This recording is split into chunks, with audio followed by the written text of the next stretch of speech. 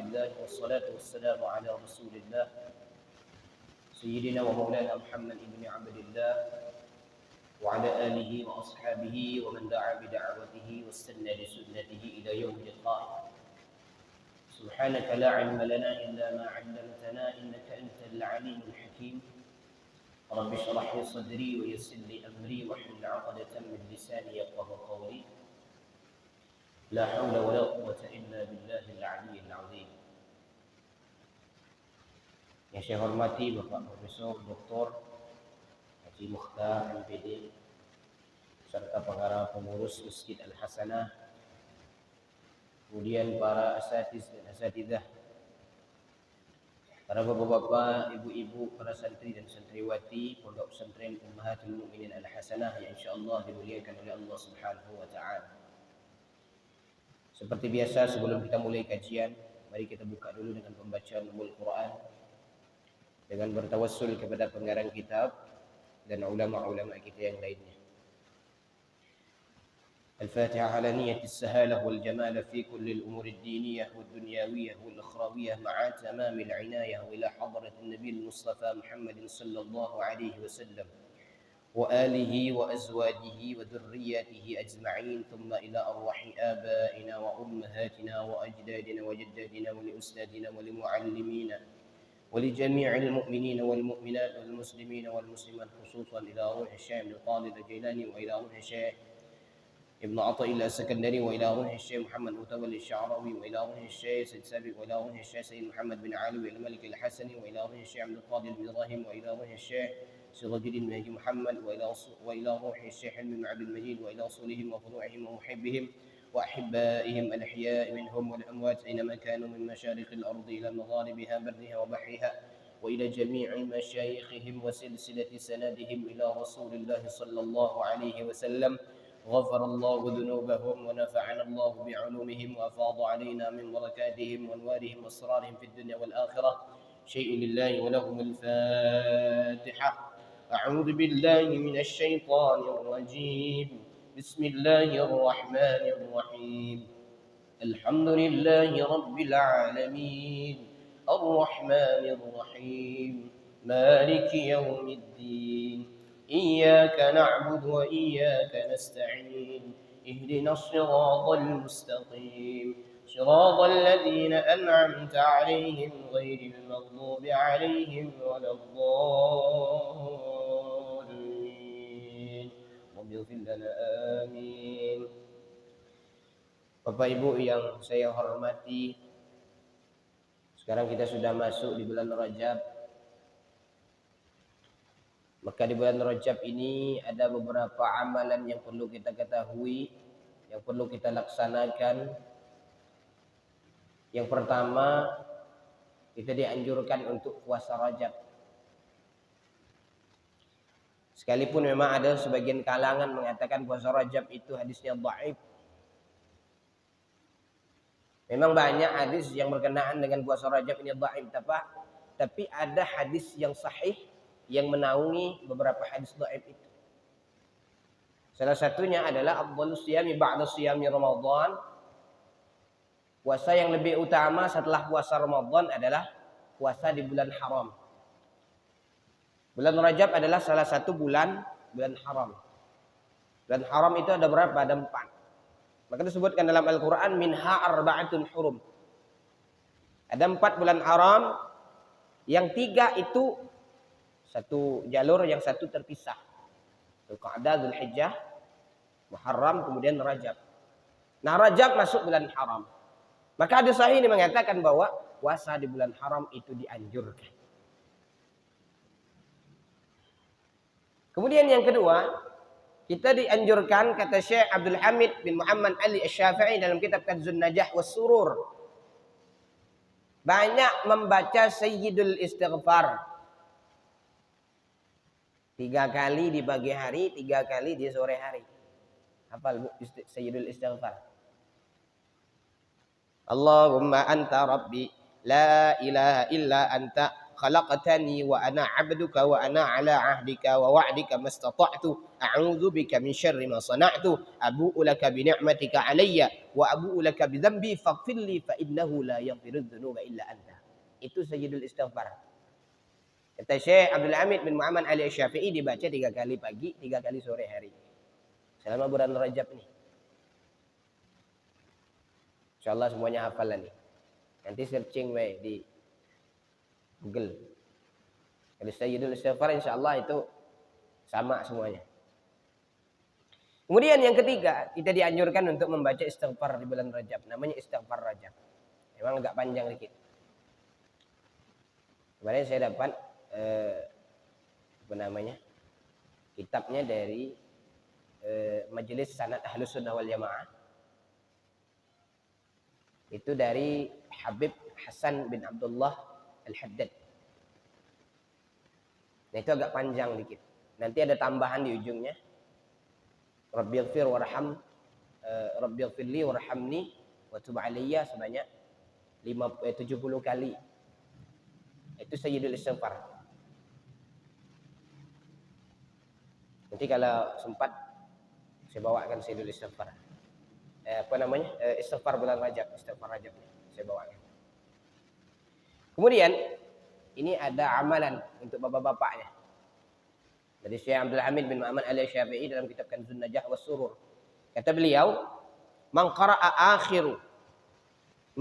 fi akhir Jumu'atin min Rajab. Siapa yang membaca di akhir Jumat bulan Rajab. Akhir Jumat bulan Rajab ini tanggal 25 Februari. Ini Jumat terakhir bulan Rajab. Wal khatib 'ala al-mimbar, khatib di atas mimbar. Ketika khatib di atas mimbar, bapak-bapaknya di jamaahnya sedang mendengarkan khutbah. Ada juga yang mengatakan ketika khatib baca doa. Tapi di dalam kitab Kanzun Najah was Surur tidak jelaskan ketika khatib baca doa, tapi ketika khatib di atas mimbar disebutkan. Membaca apa? Ahmad Rasulullah, Muhammad Rasulullah 35 marrah, 35 kali. Kalau itu dibaca sebanyak 35 kali di Jumat terakhir di bulan Rajab, ketika khatib di atas mimbar, kata Syekh Abdul Hamid bin Muhammad Ali Syafi'i, la tanqati'ud darahim min yadihi tilkas sadah. Maka dia tidak akan terputus dari rezeki duit, dari uang, dari dirham sepanjang tahun itu. Nah, ini boleh diamalkan Bapak Ibu. Karena ini ulama besar yang mengatakan, namanya Syekh Abdul Hamid bin Muhammad Ali Syafi'i. Beliau tulis dalam kitabnya Kanzun Najah was Surur. Ini untuk bapak-bapak ya, ibu ibu dah ikut salat Jumat. Kemudian di bulan Rajab ini kita diingatkan dengan salah satu peristiwa besar, yaitu peristiwa Isra dan Mi'raj Nabi Muhammad sallallahu alaihi wasallam. Kata Syekh Al-Mansur Huri, tepat pada tanggal 27 bulan Rajab. Nah itu sedikit kilasan tentang bulan Rajab. Qala al-musannif rahimahullahu taala wa nafa'na bi'ulumihi fid dharain. Kita kembali mengkaji kitab Al-Hikam karya Syekh Ibnu Athaillah As-Sakandari. Pada hikmah yang ke-26 pada halaman 20 pada baris pertama. Syekh Ibnu Athaillah As-Sakandari mengatakan, min alamatin najhi fin nihayati ar-ruju'u ila Allah Ta'ala fil bidayati. Min alamatin najhi fil nihayati. Sebagian daripada tanda berhasilnya seseorang dalam perjuangan akhirnya. Ketika meninggal dunia dia berhasil. Apa tandanya? Ar-ruju'u ila Allah Ta'ala fil bidayati. Yaitu berserah diri kepada Allah dari mulai perjuangannya. Makanya Bapak Ibu kita tuh kepingin nanti meninggal dunia dalam keadaan husnul khatimah. Mau tak Bu meninggal dalam keadaan husnul khatimah? Memang kalau kita lihat beberapa kisah para ulama, kita kilas balik kehidupan para ulama, bagaimana kehidupannya, bagaimana meninggalnya. Kita lihat orang sekarang ada lagi enak ketawa-tawa, mati. Lagi enak goyang-goyang di atas pentas, meninggal. Lagi enak-enak ngopi, mati. Lagi enak duduk-duduk santai-santai, meninggal. Ada juga kita lihat orang ketika sholat belum selesai lagi sujud, meninggal. Itu pernah terjadi di Makkah Al-Mukarramah. Sujudnya lama. Kebetulan waktu itu sholat sunnah. Saya lihat videonya. Sholat sunnah. Orang-orang heran, kok sujudnya lama nian? Maka ketika dilihat, nyawa tidak ada lagi. Meninggal dalam keadaan ketika sholat. Makanya nanti orang yang hobi gemar berbuat baik, maka dia meninggal dalam keadaan berbuat baik. Orang yang sering buat maksiat, maka dia meninggal dalam keadaan maksiat. Kita lihat Ummu Hisham At-Taibah pernah berkata, "Ra'aitu Abdullah bin Busr yatawadda." Aku pernah melihat Abdullah bin Busr berwudu. Beliau berwudu. Bainama huwa yatawadda, kharajat nafsuhu. Maka ketika beliau berwudu, nyawanya keluar dari jasadnya. Meninggal dia ketika berwudu. Macam-macam Bapak Ibu kita. Ada orang yang ketika meninggal dunia wajahnya senyum luar biasa. Ada orang yang meninggal dunia wajahnya cemberut luar biasa. Wajahnya hitam. Ada orang yang meninggal wajahnya putih. Ada orang yang meninggal baunya busuk. Ada orang yang meninggal baunya harum. Kenapa? Saya pernah baca dalam kitab Syarhus Sudur bi Syarhi Halil Maut wal Qubur karya Al-Imam Jalaluddin Abdurrahman As-Suyuti, bahwa ada riwayat dari Al-Barra' bin Azib. Suatu ketika Rasulullah pernah berkata kepada para sahabat,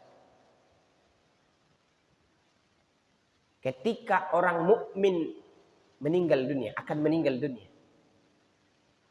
Ini orang beriman. Kalau kita tanyakan diri kita masuk beriman atau tidak? Ketika orang mukmin akan meninggal dunia, itu malaikat turun. Ngapoi malaikat turun? Ini pertanyaannya. Malaikat turun bawa minyak wangi. Malaikat turun bawa kain kafan. Malaikat turun memberikan kabar gembira kepada orang yang beriman. Maka buka surah Fussilat. Innal ladzina qalu rabbuna Allah tsumma istaqamu tatanazzalu alaihimul malaikah alla takhafu wa la tahzanu wa abshiru bil jannati allati kuntum tu'adun. Orang yang mengatakan Allah itu Tuhan kami, istiqamah dia, tsumma istaqamu, kemudian istiqamah. Apa makna istiqamah? Dia ibadah. Apa yang diperintahkan Allah dia lakukan, apa yang dilarang Allah dia jauhkan. Tatanazzalu alaihimul malaikah, maka malaikat turun kepada mereka. Entah apa malaikat turun memberikan kabar gembira, wa abshir la takhafu wa la tahzanu, jangan kamu takut, jangan kamu bersedih. Wa abshiru bil jannati allati kuntum tu'adun, berbahagialah kamu mendapatkan surga yang telah Allah janjikan kepada kamu. Itu kalau orang yang beriman. Mau meninggal dunia baik, malaikat turun. Ketika dia meninggal dunia, malaikat memberikan wangi-wangian. Ini sebuah riwayat menyebutkan. Diberikan sebuah wangi-wangian yang baunya itu bau kasturi yang paling harum di dunia. Kalau Bapak beli minyak kasturi, itu belum seberapa dibandingkan dengan jasad orang mukmin ketika meninggal dunia. Itu kasturi yang paling harum di dunia. Diberikan kain kafan rohnya. Untuk apa? Untuk dihadapkan kepada Allah. Dibawa, diangkat ke langit. Jasadnya orang beriman. Maka ketika sampai di langit, langit masih tertutup. Maka bertanya langit, wahai malaikat, siapa ruh yang engkau bawa ini? Sepertinya ini adalah ruh orang yang baik. Karena ruhnya amat harum. Maka malaikat mengatakan ini adalah ruhnya orang yang baik. Maka langit pun membukakan pintunya. Tanpa disuruh, langit buka pintu. Maka ruh ini dibawa kepada Allah Subhanahu wa ta'ala. Maka Allah mengatakan, letakkan nama orang yang baik ini di dalam Illiyin. Tahu Illiyin? Buka surah Al-Mutaffifin. Inna kitabal abrara lafi Illiyin. Wa ma adraka ma Illiyun. Kitabun marqum. Yashhaduhul muqarrabun. Innal abrara lafi na'im. Sesungguhnya catatan kitab orang yang baik itu apa? Illiyin, di dalam Illiyin. Wa ma adraka ma Illiyun. Tahukah kamu apa itu Illiyin? Kitabun marqum, kitab yang bertulis. Yashhaduhul muqarrabun, yang disaksikan oleh para malaikat yang dekat dengan Allah. Innal abrara lafi na'im. Sesungguhnya orang yang baik itu berada dalam kenikmatan. Nih, tanyakan diri kita, Bu. Kita masuk golongan orang ini atau tidak? Maka ketika dituliskan namanya di dalam Illiyin, maka Allah menyuruh ruhnya kembalikan ke dalam jasadnya, karena jasadnya telah dikubur di dalam tanah. Untuk apa? Untuk disoal. Karena siapapun itu tidak pernah terbebas dari namanya fitnah kubur. Maka ruhnya dikembalikan ke dalam kubur. Maka saat itu malaikat Munkar Nakir bertanya, "Man rabbuka wa man nabiyyuka wa ma imamuka?" Maka orang yang mukmin tadi menjawab, "Allahu Rabbi wa Muhammadun Nabiyyi, Al-Qur'anu imami." Allah Tuhanku, Muhammad Nabiku, Al-Quran imamku. Maka selamatlah dia Pak dari azab kubur. Maka dalam surah Yasin kita sering baca, "Salamun qaulan mir rabbir rahim." Sampai 3 kali kadang kita baca. Kita minta keselamatan kepada Allah. Inilah orang yang menghadap Allah dengan membawa hati yang selamat. Illa man atallaha biqalbin salim. Maka ketika kenikmatan itu ditampakkan kepada orang yang mukmin yang sudah dikubur ini mengatakan, "Ya Allah, segera akan datang hari kiamat itu." Nabi tidak sampai di situ menjelaskan. Maka sahabat bertanya, "Ya Rasulullah, bagaimana dengan keadaan orang kafir?" Kata Nabi, orang kafir ketika ingin meninggal dunia, malaikat turun. Kalau tadi orang beriman, wajahnya malaikat itu berseri-seri, membawa wangi-wangian, diberikan pakaian yang bagus. Tapi ketika orang kafir, malaikat turun dengan wajah yang muram, wajah yang seperti wajah marah.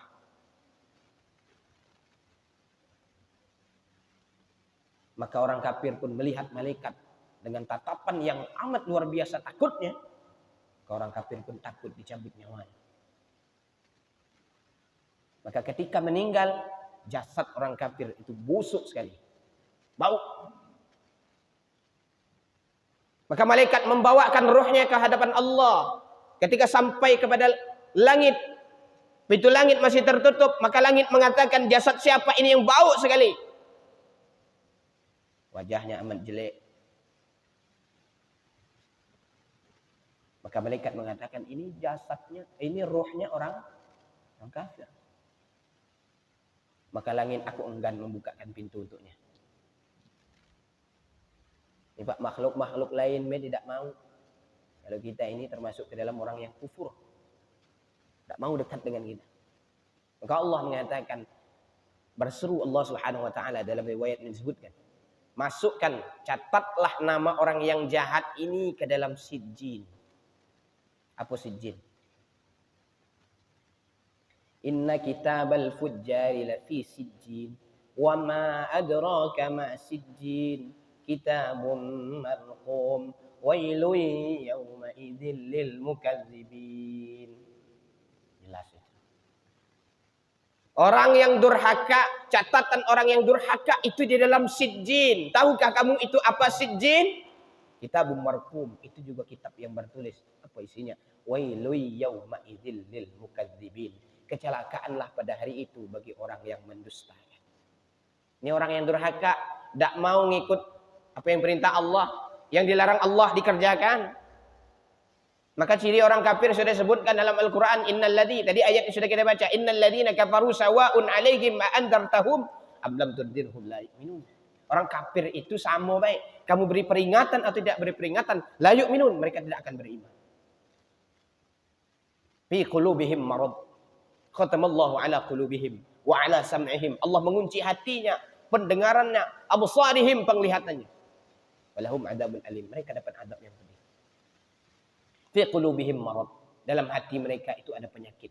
Fazadahumullahu marada. Karena mereka itu tidak mau ikut dengan apa yang perintahkan Allah, Allah tambah penyakitnya.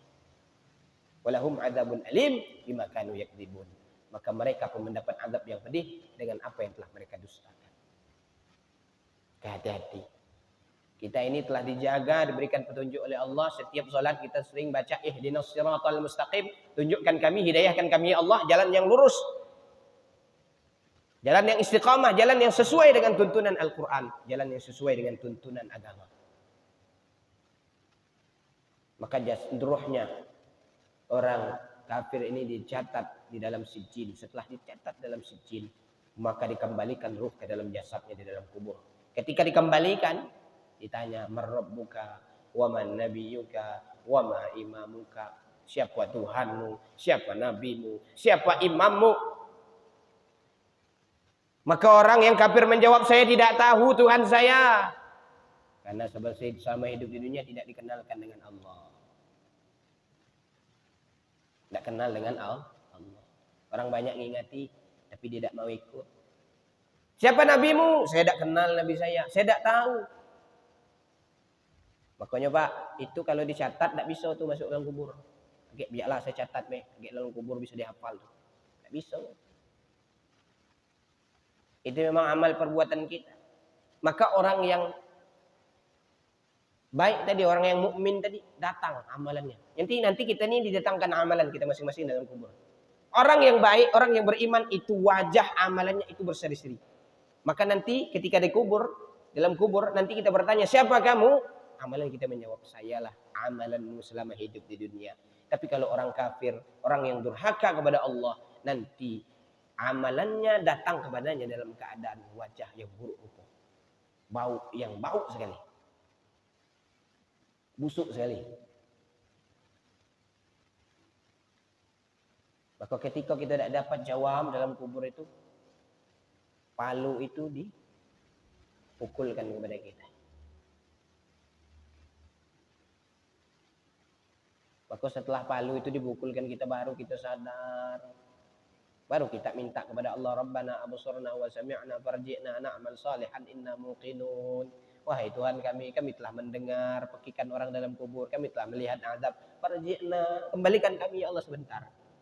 Untuk apa? Na'mal salihan, untuk beramal saleh. Tapi saat itu pengharapan kita sudah tidak ada gunanya. Kenapa? Karena selama hidup di dunia kita tidak beramal. Ini gambaran. Kalau baca kitab Syarhus Sudur, itu insya Allah dapat menggugah hati kita untuk beramal. Kalau dapat beli. Mengingatkan kita kepada kematian. Maka ziarah itu tujuannya mengingatkan, salah satunya adalah mengingatkan kita kepada kematian. Karena tanda orang yang berhasil itu ketika di akhir kalamnya mengucapkan la ilaha illallah. Setengah daripada alamat beroleh bahagia dalam segala kesudahannya itu kembali kepada Allah dalam segala permulaannya, yaitu hal dengan tawakal atasnya dan mendirikan segala haknya. Dari permulaan kita berjuang itu. Maka banyak orang yang ketika dia hidupnya itu banyak berbuat maksiat. Maka nanti di akhir hidupnya ketika diberikan hidayah oleh Allah, Allah tuntun dia. Mulai dari perjuangannya itu. Sampai dia meninggal dunia, Allah terus tuntun dia. Maka kita yang dari awal, dari mulai lahir sampai kita tua sekarang ini, sudah dapat hidayah dari Allah SWT, itu syukuri.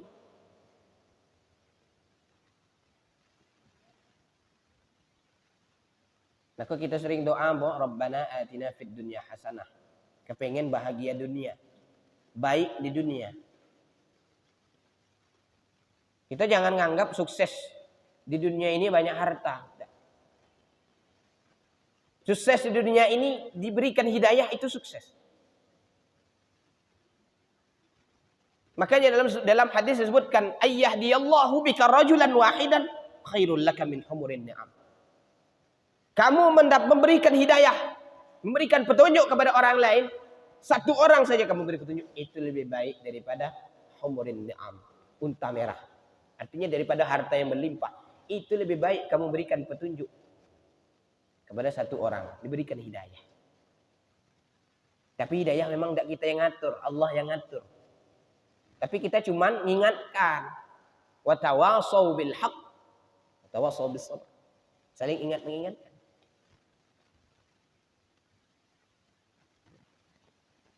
Setengah daripada alamat kerugian dalam kesudahannya itu rujuk kepada nafsu dan segala permulaan. Itu orang yang tidak berhasil itu ngikut nafsu. Kalau kita ini Bapak Ibu, yang pengajian nih, yang nuntut ilmu, niat dari rumah pengen pengajian, niat dari rumah menuntut ilmu. Insya Allah mudah-mudahan meninggal dalam keadaan husnul khatimah.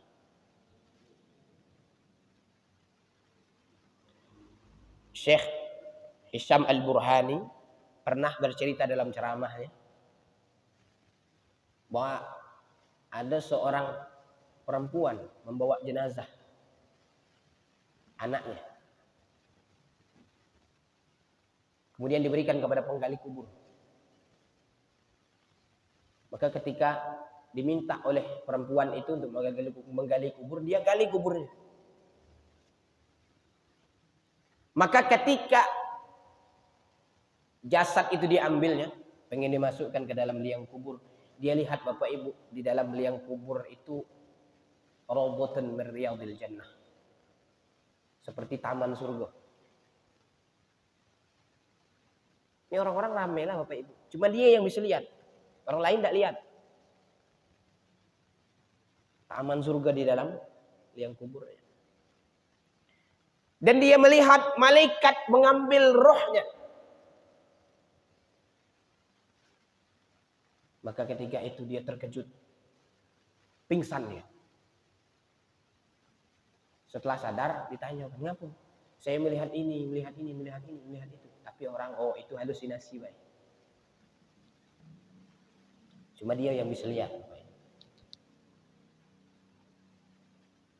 Maka dibiarkan oleh orang balik semua. Kuburan sudah ditutup. Maka kali yang kedua, seorang wanita tadi, seorang perempuan tadi datang lagi untuk minta digalikan lagi kuburan. Kata Syekh Hisham Al-Burhani, digalikan lagi kuburan. Kemudian kali yang kedua terjadi lagi. Ketika diambil jasadnya, dimasukkan ke dalam liang lahat, dilihat di dalam liang lahat itu apa? Rawdatun min riyadil jannah, salah satu taman daripada taman surga. Ruhnya diambil oleh para malaikat. Luar biasa. Tapi dia tidak pingsan lagi Bapak Ibu. Kalau kemarin masih pingsan, kenapa? Karena masih aneh kan. Tapi ini tidak pingsan lagi, kenapa? Karena sudah nengok nih. Maka dia langsung naik ke atas, langsung bertanya kepada perempuan tadi.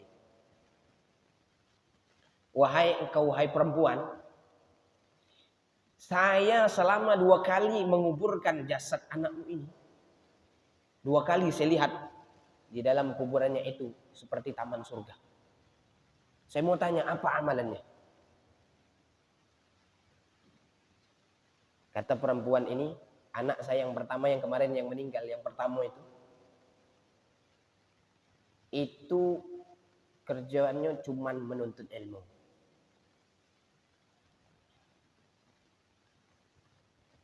Anak saya yang kedua yang barusan meninggal, ini kerjaannya mencari kayu bakar.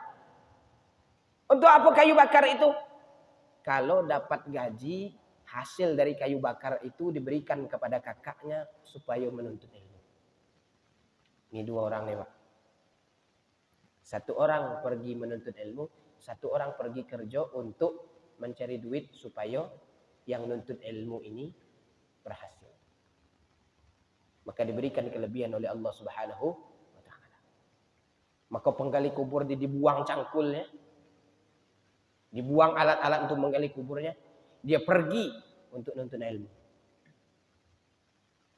Ini kisah nyata.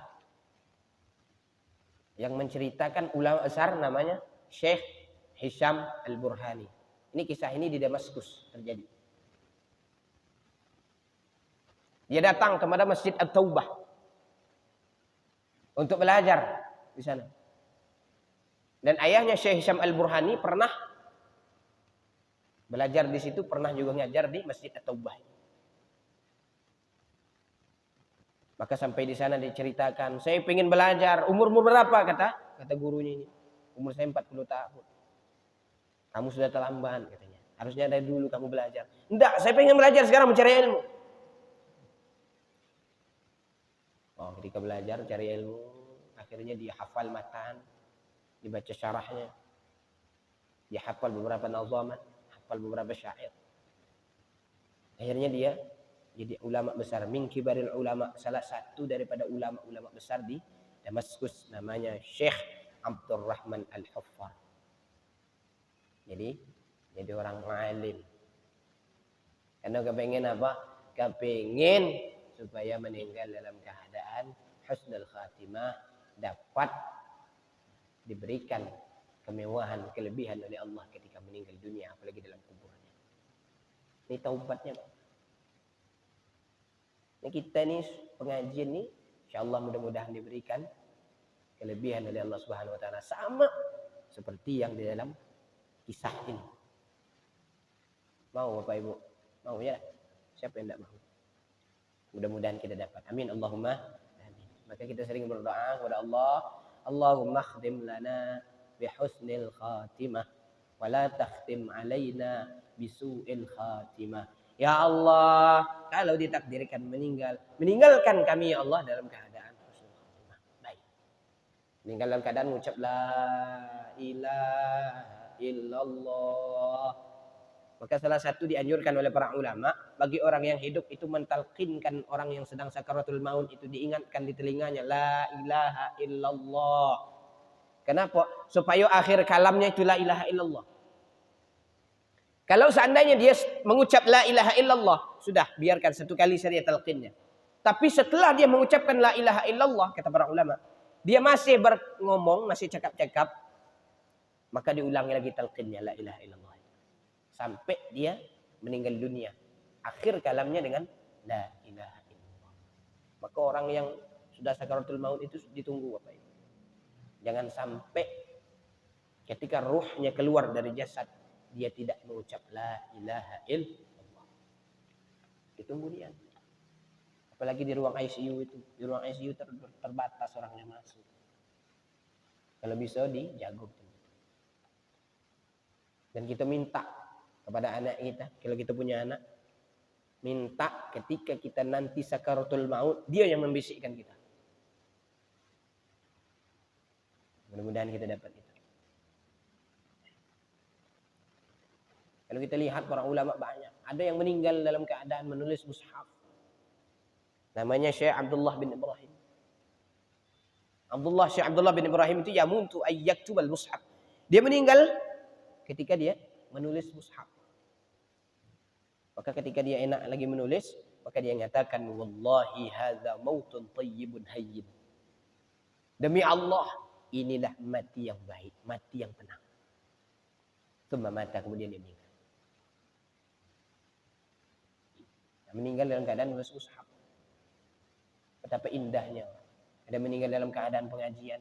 Mau meninggal dalam keadaan pengajian? Mau? Berat juga ya. Lagi pas ngaji minggu depan katanya.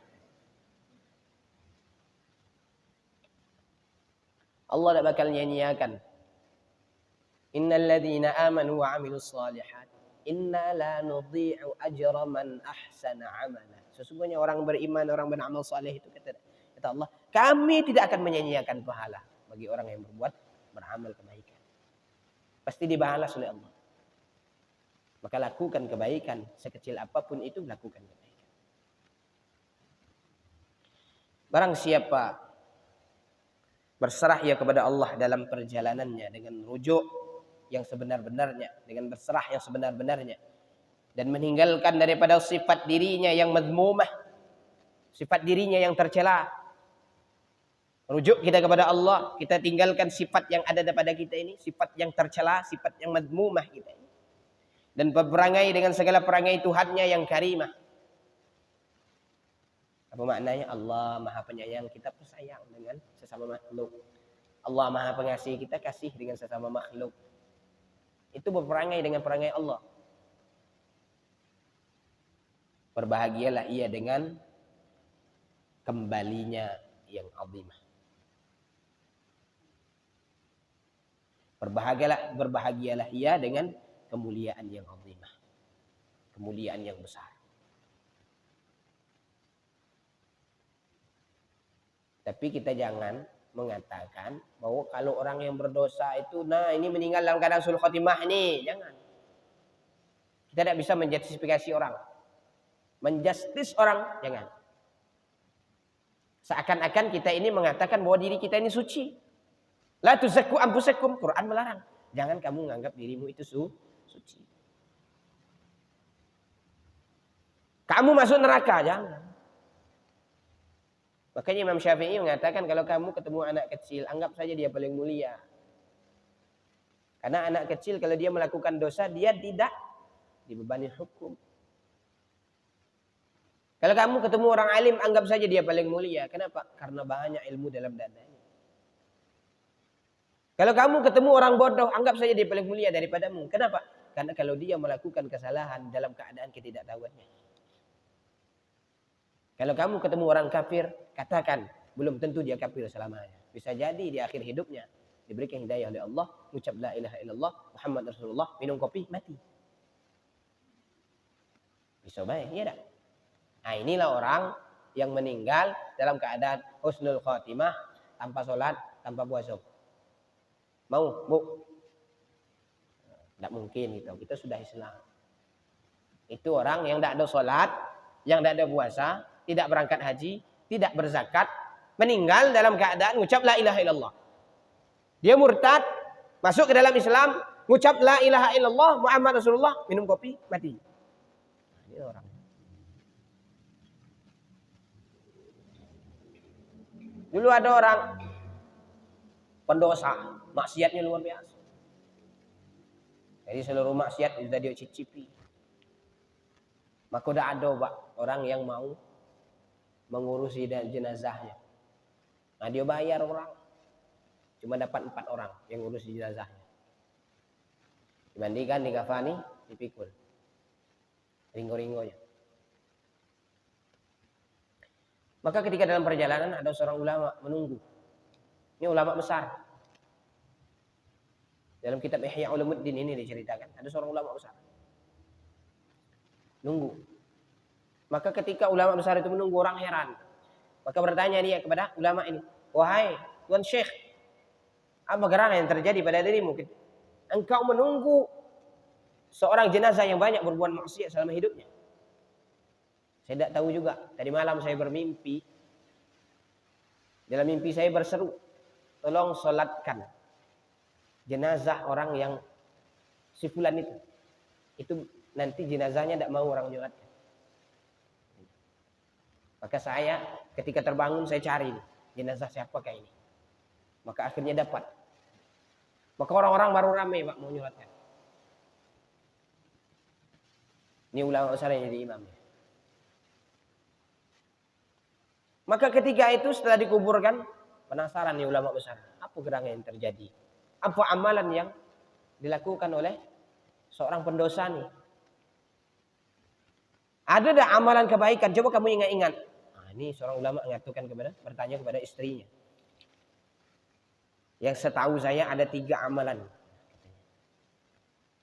3 amalan yang dilakukan suami saya. Apa itu? Pertama, di malam hari dia itu sering mabuk. Maka kalau dia balik dari mabuknya, dia cepat-cepat mandi, cepat-cepat dia hilangkan bau dari mulutnya. Kemudian ketika waktu subuh, dia sholat subuh. Amalan yang kedua, di rumah kami ada beberapa orang anak yatim. Ini anak yatim ini paling disayanginya. Melebihi daripada sayang kepada anaknya. Nah, ini amalan yang kedua.